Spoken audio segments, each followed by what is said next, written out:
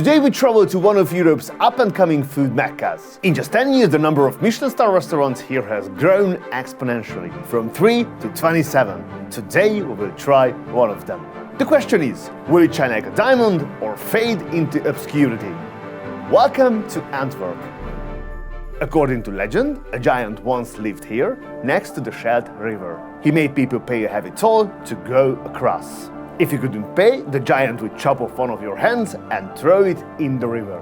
One day, a Roman soldier called Silvius Brabo came to town. He beat the hell out of the giant, chopped off one of its hands and threw it in the river. The people could cross the river freely again. This legend inspired the city, even the name. Antwerp loosely translates to hand throwing in English. Brabo's statue is in the city center, and if you look, you notice hands everywhere, even on the side of the museum. This is the Mass.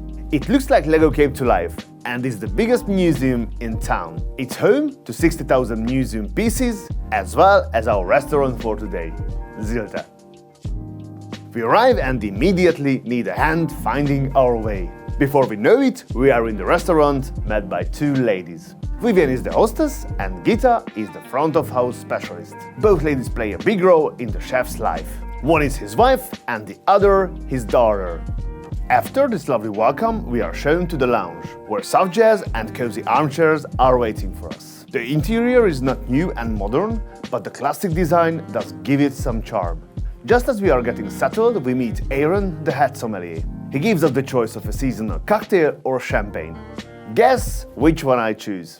If you guess champagne, give yourself a hand. And while you are at it, hit subscribe. It will help us and you will never miss a future episode. Aaron shows us 3 bottles. I love to compare champagnes and it's almost like Aaron can read my mind, because he doesn't make us choose one. He gives us a taste of all 3. I love this guy. In Champagne country, there are 5 sub-regions. 3 of them are represented here. We have a JM Select from Côte de Blanc, Chaman 19 from Reims, and a Philippona 1522 from Marne Valley. The only sub-regions missing are Côte de Sézanne and Côte de Bar. Maybe we will get a chance later. Jumping to the menu, we find out that Zilte is all about the sea. And we can expect today's lineup to be focused on seafood. There are 3 options to choose from. A 5-course lunch menu for €210, an 8-course menu for €340, or we can order a la carte. If you don't love seafood, you will be happy to know they also have vegetarian options. We choose the 8-course seafood menu and start looking for wine pairings. But there are none. Instead, Aaron works with each guest's personal preferences to create a bespoke pairing. As head sommelier, he knows the wine list like the back of his hand. This sounds good to me. One bite appetizers arrive. This is layers of goose liver and eel. The second has a built-in cup filled with shrimp, chicken wings, artichoke and bell pepper. Both dishes are flavor explosions, leaving us wanting more. Just as we are about to dive into the wine list, the next 3 bites arrive. A tartlet made from tuna toro, passion fruit and creamy avocado. Then codskins with fermented vegetables and emulsion of pistachio. And finally a hamachi with carrot, mango and the curry emulsion. Look at that clever presentation. Beautiful and flavorful. Back at the wine list, I have a tough decision to make. Krug or the Jacques Salas? Aaron says the Jacques Salas Ambonnet Grand Cru will complement the next courses a little better. I take his advice and he pops the cork. Now it's time to leave the lounge and get seated at the main dining area. I can't help but notice the beauty of the white tablecloth. It's so exquisite that I would almost like to have a jacket made from it. The champagne arrives and I take a moment to savor it. It was a nice recommendation. Before we know it, the chef arrives with a smile. He is warm and friendly.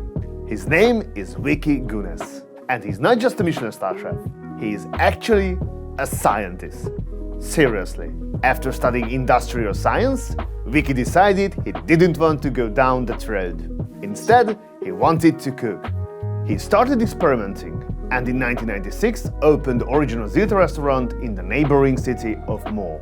With enormous drive and iron discipline, Viki kept improving. In 2004, he got his first star, and the second 4 years later. Then, in 2011, Viki and his team transplanted the restaurant here to Antwerp. And today Zilte is one of only 2 restaurants in Belgium to have all 3 stars, proving that it doesn't matter where you start, only that you start. Chef Viki serves our final appetizer. Japanese sweetwater shrimp with tuile on the side. The broth is infused with plum and spices. It's covered by a frozen sphere of fermented pepper juice. And the pea-sized emulsions are made of sesame, tomato and black olive. Let me break into this thing so I can show you. It's complex in construction and in flavor. It's sweet, spicy and umami, and is a nice display of texture. But for me, this dish lacked intensity. Next is a trio of bread, a fougasse, a brioche and a sourdough. Also coming to the table, the first wine, a 2017 Riesling from French producer Léon Bayer. Then, our first course. It features sardines, watermelon, squid, a bay leaf sorbet, tomato salsa and wine beans. It's a delightful fusion of flavors. I can taste the Arabic influence with the white bean, and I sense that the chef was inspired by traveling the world. The bread, this dish, and the wonderful French Riesling make for a remarkable first course. The service is impressive. They are nicely dressed, incredibly friendly, and full of energy. Plus, they make a great team. Next in the custom pairing is a natural wine from Spain. This one is from Portofino grapes, grown just off the coast of the Atlantic Ocean. The wine is almost like a sherry. Very dry with a clean palate that Aaron says will combine well with our next course. Razor clams filled with feta cheese. On top is a crab tempura, finished with gazpacho with a minty perilla oil. Gazpacho is common in Spain and Portugal, especially in the hot summer. It's basically a cold soup made of raw, blended vegetables. It adds a nice edge to this dish. Together with the clams and the feta, they have all the angles covered. If you are paying close attention, you may have noticed the rock on Gita's finger. Can you guess who the lucky guy is? If you guess the sommelier, you are right. It's Aaron. They are getting married. 2 amazing people who are excellent at what they do. Aaron is in the right place to find an engagement ring. The city of Antwerp is world famous for diamonds. If you are wearing one right now, chances are your diamond has been to this city too. Over 80% of the world's rough stones and 50% of the world's cut diamonds are traded here every year. Chef Viki is back to serve our 3rd dish, caviar and sake. This sparks a conversation about travel and the influence of other cultures in his cooking style. According to the chef, travel is the most important thing in life. And even talking about it gave him goosebumps. He has his own style, but it's very noticeable that he has seen the world. It's reflected in his menu. He doesn't take it to extremes, but very elegantly uses elements he has gathered during his travels. Moving up from the bottom, we have cauliflower mousse, langoustine and smoked eel. Then beluga caviar with sea lavender on top. Finished with a creamy plankton sauce. Gorgeous presentation. The sake is called Junmai Nama Genshu. Almost all sake is brewed to about 20% alcohol and then watered down before bottling. Genshu refers to sake that has not been diluted. This one is full strength. The great thing about sake is that it's a natural palate cleanser. Sipping it between spoonfuls means that with each bite we get to taste the caviar again for the first time. Brilliant, this one. Although we are not the animal channel, we should know the difference between beluga sturgeon and the beluga whale. The beluga sturgeon is the largest freshwater fish on the planet. They have a dinosaur-like body and narrow head. One large beluga sturgeon can have upwards of 100 kilos of eggs at one time. It can be worth as much as €7,000 per kilo.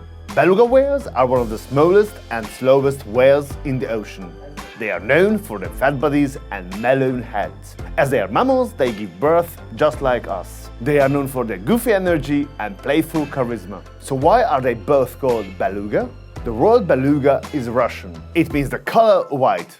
That's it. And now back to Alexander the Guest. Our next wine is a Burgundy from Albert Griveau. A white from Burgundy. What can I tell you? Our next course is sea bream, with mussels from France, Gruyere cheese from Switzerland, and winter truffles from Australia, in a mussel sauce. Every ingredient packs a punch here. Exceptional dish. I also love the geometry. It's like a modern painting. This kitchen has some serious skills. Our next wine is from my part of the world. It's from the Tokaj region on the Slovakian side. It's made by a micro producer and not something you will find at the supermarket. This wine is a great match for our next course. Seared sweetbread with caramelized bell peppers, black curry and potato. On the side is the most beautiful part of it all, a lobster bouillabaisse. Sweetbread is one of my favorites, and this dish did not disappoint. That bouillabaisse was next level.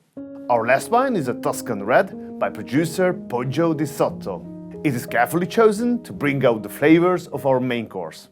It's deer with fermented cherries, shiso and beetroot, with two sauces, one from the deer itself and an emulsion of pine nuts and smoked hay. This is a symphony of flavor. The deer is soft and slightly gamey. The cherries and shiso bring a fresh, tangy element. The sauces add another layer of sophistication. A memorable last course. As Aaron prepares plates of fine cheese, we learn that he trained as a chef and apprenticed at a ONE Michelin Star restaurant. This is where he discovered the role of sommelier and learned the ropes. 8 years ago, he joined the team here.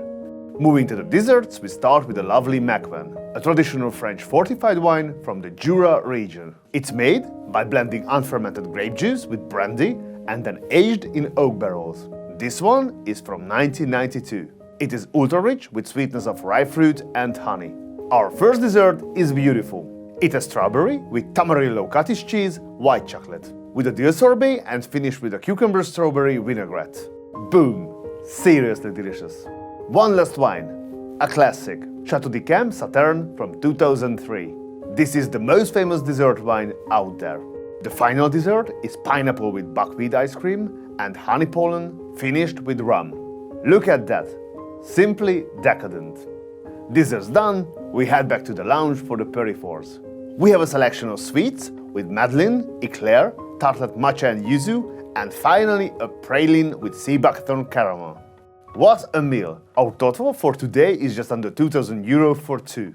Before we go, a quick tour of Aaron's office. He has an amazing inventory to work with. When it's time, the whole family gathers to say goodbye. I was so happy to meet all of them. Ultra professionals, but also genuine, friendly people. Does Zilte shine like a diamond? You bet it does. One thing I love about this place and all the Belgian fine dining restaurants is how much respect and admiration they have for each other. When I mentioned other restaurants I plan to visit, Aaron asked me to give his best to Matthew at Bury. When I went to Bury, Matthew asked me to send his greetings to Tom at Hof van Cleve. In this small country, where the best restaurants are just a few hours drive away from each other, this type of support is unique. I have never seen it anywhere else. I've had such a sinfully good time. And that does it for this episode. Thank you for joining me. If you like this video, hit subscribe. See you next time.